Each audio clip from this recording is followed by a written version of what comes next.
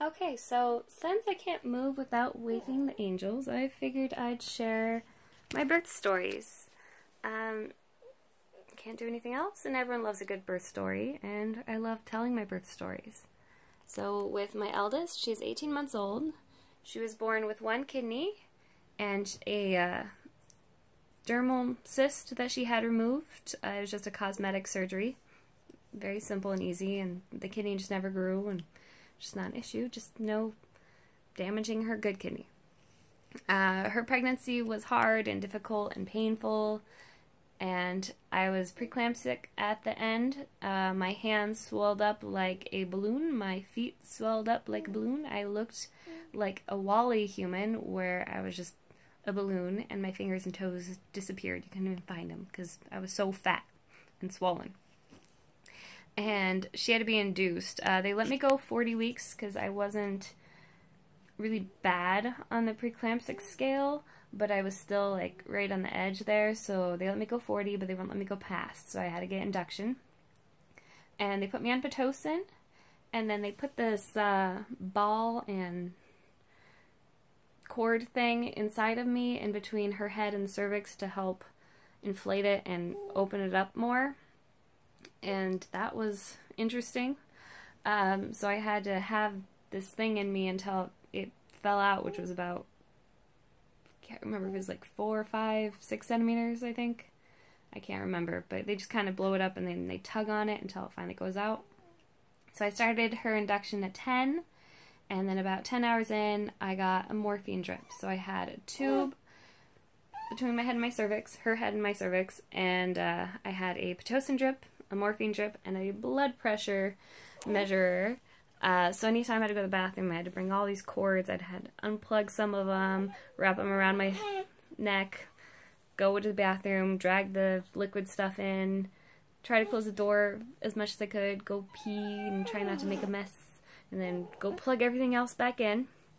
And then about 15 hours in, I couldn't take the pain anymore, so they put the morphine in me, showed me the needle, and I was like, oh, hell no. But compared to the pain, the morphine needle looked like nothing. So I was like, hell yeah, okay, let's do it. And it helped, and I was able to sleep a little, even though the blood pressure thing was so annoying. I couldn't sleep through that because it goes off every 15 minutes and squeezes your arm. I think when I finally did fall asleep, in my sleep, I took it off, and then the nurses came in there and acted like I was dead. And they came freaking out, and then they just realized I accidentally took it off. Just put it back on. And then I think, gosh, when did that ball thing fall out? I think it was like 25 hours, maybe it was even closer to 30, I'm not sure. But they tugged on that ball thing, it fell out, and it was like a softball. I was like, no wonder those contractions hurt so bad. It's a freaking softball. And then not too long after they pulled that out, about 34, 35 hours in, my water broke, and so it was time to get ready to push. And I was initially 6, and they checked me again, and I was like 8 at 35. And so they're like, okay, we don't want you to push yet because you have to save your energy. We want you to get till 10 centimeters before you push. And as soon as they walked off to go check their machines, I felt change, a sudden increase in pressure. And I was like, this is happening. I feel like I felt my cervix open and the baby's head drop down to come out. And I told them, and they're like, no, you're 8 centimeters, you can't push yet. And I was like, no, I have to push, this is happening. And they're like, no, we just checked you, you're not ready yet, you need to rest. And I was like, it changed, check me again. And they checked me again, and they're like, oh, yeah, you're 10, let's push. So then that started. There was about 5 MDs and nurses, people that I didn't know in there. Mike was there with me holding my hand, and took about 45 minutes to push her out. And once my water broke, oh man, that morphine epidural didn't do anything. Nothing. I didn't feel the numbing sensation in my legs anymore. I didn't feel any decrease in pain. It hurt so bad. I was screaming and I was shaking, and Mike was like, is she okay? Is she okay? Is she supposed to be shaking like that? and he was turning white, and I thought he was going to pass out. And he ended up peeking and looking, even though I told him to stay at shoulder's height and not look. He still looked, and oh man, I thought he was going to pass out. But thank you so much, baby, for staying there with me and helping me and holding my hand through it. And then at 36 hours, Zoey came out. They threw her on my chest. She was blue and purple and white and so ugly looking and alien. And they just threw her there, and I was like, I don't know what to do with this. I can't really see her. And then pulled out the placenta. I pushed the placenta out. And they're like, do you want to see it? I was like, who the hell wants to see that? No. And they're like, do you want to send it off so you can eat it? And I was like, oh my God, no. And then they asked Mike if he wanted to cut the cord. And I was like, no, please, no. Just cut it. I don't want him to be on the floor. And...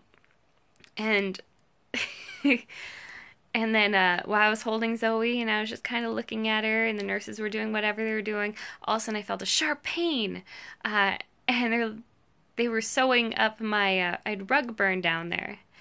And they're like, oh, we're just going to give you a couple stitches. It's like, you couldn't have warned me or anything? I'm holding a baby here. And I'm like, how much pain does one hoochie have to take? And they're like, oh, that's so funny. Yeah, it's so clever. I was like, no, I'm serious. Like, you could have warned me or something. And it was terrible. I mean, it hurt, and I could feel everything. And I felt all the sewing and every prick and poke. And I was just like, ow. It felt like I got like 4 or 5 shots in my very sensitive, torn area. But thankfully I didn't tear. It was just a mild rug burn, and then they gave me like 4 stitches, and I guess it helps it heal. I'm not sure. Still hurt like hell. And it took me like a month to be able to walk with her. Well, walk normally. I was wobbling, but every step was like, ow, ow, ow, ow, ow. They don't tell you how emotional you are after pregnancy and how long it takes to recover after pregnancy. Because with her, it took a month before I could walk without going ow, ow, ow. And took me a month before I could go pee without screaming my head off. And just looking at the toilet thinking, I hate you. Because I did not want to pee, and I would hold as long as possible because I knew how bad it hurt. It was terrible. Going to the bathroom was a task and a half and a painful experience with her. Now with this one here, she is a completely different story. Much shorter. She was easy. Pregnancy was easy. No preeclampsia. She came 2 weeks early. My water dribbled. It didn't break. It dribbled. Went in. I was like, I think my water's breaking, or I just keep peeing myself. I'm not sure. And I went to the hospital, and they're like, yep, your water's breaking. You're still soaking and still leaking. And then they started me on Pitocin and just a mild dose to keep my contractions at 2 minutes. And she took 26 hours, but it wasn't as painful. I got the epidural last 10 hours, I think. I got the morphine earlier again because I was like, yes, hell yes, morphine. But the epidural, I got the last 10 hours, and it was completely different. The epidural numbed everything. I could still feel, but it got rid of the pain. It's much easier. I felt the pushing. I felt the pressure. I felt what was going on, but it didn't hurt. Yay. So I told them that, and they're like, well, they might not have gotten it in, the epidural in right the first time then. Because, I mean, it was no pain. It was beautiful. And I got her out in 3 pushes. 3 easy pushes. Total, it was like a 5-minute from pushing time to she's out time. So that was amazing. The next day, I felt amazing. Recovery was amazing. Within a week, I could hardly remember that I even had her. It was so easy and so great and so easy. So difficult, easy. I don't know if it was because she was my second or because I wasn't induced that time, but she's much easier. She breastfeeds like a champion. 20 minutes after delivery, she was on me eating like crazy. Took her about a month to latch without a nipple shield. But I was a determined mother and I want to nurse my babies. So we put up with the pressure for her and she was a champ. So yeah, easy, difficult. They're both amazing now and I love them both and they both look exactly like and act exactly like just a couple years apart. I love them both. Those are my babies. And I want to thank my babe for being there for my pregnancies and helping me in dealing with my crankiness. He was there in the room with her. Unfortunately with her I was by myself, but I had her at like 3 in the morning and Mike had to watch Zoey and the rest of the family had to go to bed because they had to go to work in the morning. So I was alone with 2 nurses in the rooms, which is kind of sad.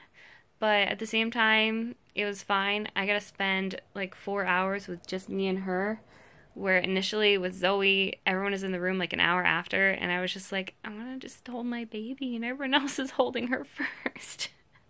So I was kind of glad to just be me and her for the first few hours. And then when Zoey got introduced to Skylar, it was amazing. You can see that on my channel. So that's it. That's my birth stories, my difficult induction, and my easy, more natural, but still epidural delivery.